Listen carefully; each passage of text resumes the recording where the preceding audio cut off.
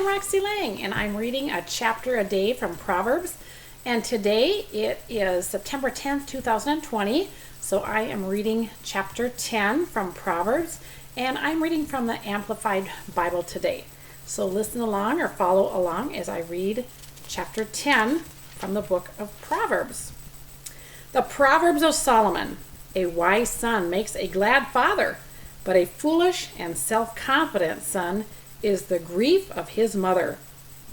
Treasures of wickedness profit nothing, but righteousness, moral and spiritual rectitude in every area and relation delivers from death. The Lord will not allow the uncompromisingly righteous to famish, but he thwarts the desire of the wicked. He becomes poor who works with a slack and idle hand, but the hand of the diligent makes rich. He who gathers in summer is a wise son, but he who sleeps in harvest is a son who causes shame. Blessings are upon the head of the uncompromisingly righteous, the upright in right standing with God. But the mouth of the wicked conceals violence. The memory of the uncompromisingly righteous is a blessing, but the name of the wicked shall rot. The wise in heart will accept and obey commandments, but the foolish of lips will fall headlong. He who walks uprightly walks securely, but he who takes a crooked way shall be found out and punished. He who winks with the eye craftily and with malice causes sorrow. The foolish of lips will fall headlong, but he who boldly reproves makes peace. The mouth of the uncompromisingly righteous man is a well of life, but the mouth of the wicked conceals violence. Hatred stirs up contentions, but love covers all transgressions. On the lips of him who has discernment, skillful and godly wisdom is found, but discipline and the rod are for the back of him who is without sense and understanding. Wise men store up knowledge in mind and heart, but the mouth of the foolish is a present destruction.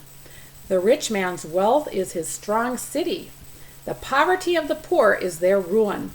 The earnings of the righteous, the upright, in right standing with God, lead to life, but the profit of the wicked leads to further sin. He who heeds instruction and correction is not only himself in the way of life, but also is a way of life for others. And he who neglects or refuses reproof, not only himself goes astray, but also causes to err, and is a path toward ruin for others. He who hides hatred is of lying lips, and he who utters slander is a self-confident fool. In a multitude of words transgression is not lacking, but he who restrains his lips is prudent.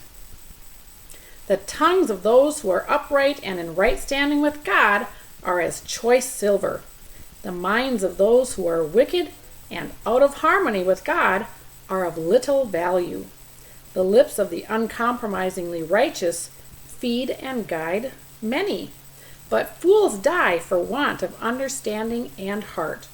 The blessing of the Lord it makes truly rich, and he adds no sorrow with it, neither does toiling increase it.